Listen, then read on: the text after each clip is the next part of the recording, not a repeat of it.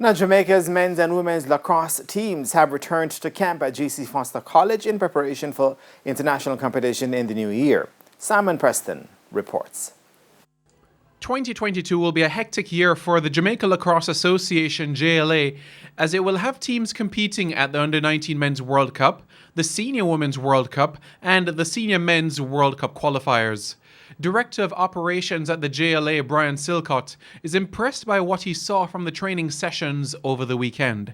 Pretty good. I would say fitness is a little bit of an issue just because folks haven't been able to get together as much as you would normally like because of COVID. There's been restrictions. We still have a lot of time though. We have 6 months basically before we need to play. So fitness and getting back in the swing of playing lacrosse all the time will be key. But the key thing right now is that there's energy. The folks want to play. They're eager to get out here and having a good time with it. Vice President Dwight Clark provided details about the 10-day camp.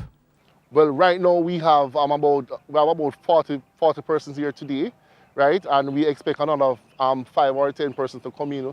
Depends on their flight schedule because some of them flights are being cancelled because of various reasons abroad, because of the weather and stuff. So if some of the case we get another 10 persons come in, all things being well.